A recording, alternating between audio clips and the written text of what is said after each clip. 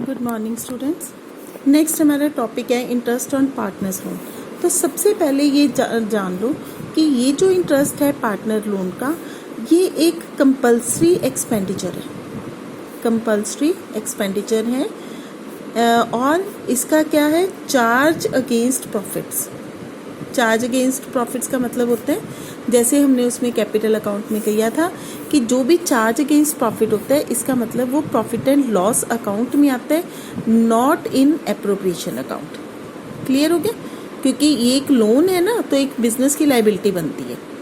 अब नेक्स्ट क्या है इसमें कि अगर तो रेट आपको गिवन है, इफ द रेट ऑफ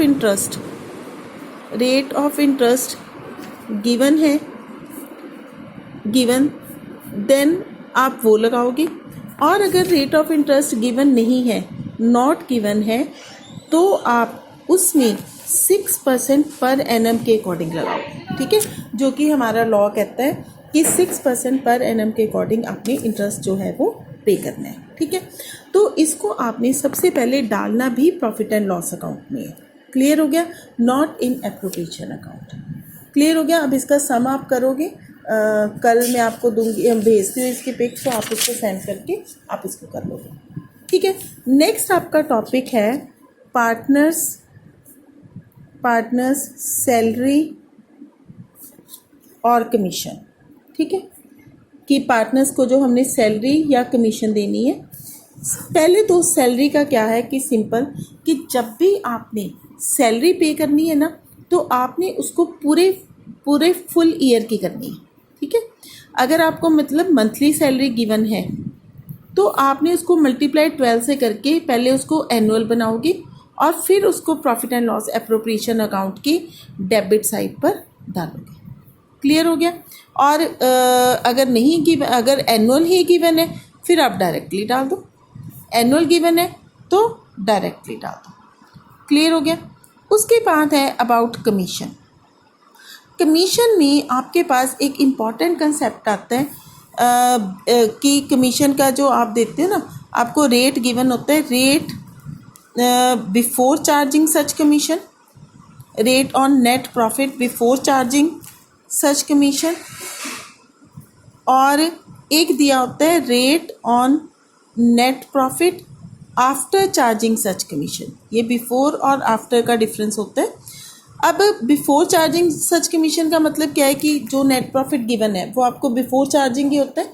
तो आपने कमीशन कैसे कैलकुलेट करनी है, आपने directly net profit before commission जो आपको गिवन होगी, उस पे rate upon 100, rate divide by 100 कर लेना। लेकिन अगर आपको आफ्टर चार्जिंग सच कमीशन लिखा है, तो आपके पास तो प्रॉफिट बिफोर वाला ही होता है ना, तो आपने फिर कमीशन, अगर बिफोर चार्जिंग सच कमीशन लिखा है, बिफोर चार्जिंग सच कमीशन लिखा है, तो आपने directly net profit into rate upon 100 लगा देना है।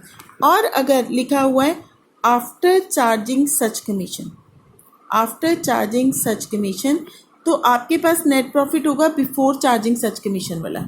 बिफोर कमीशन का लेके उस पर फॉर्मूला लगाओगे, into rate upon 100 plus rate.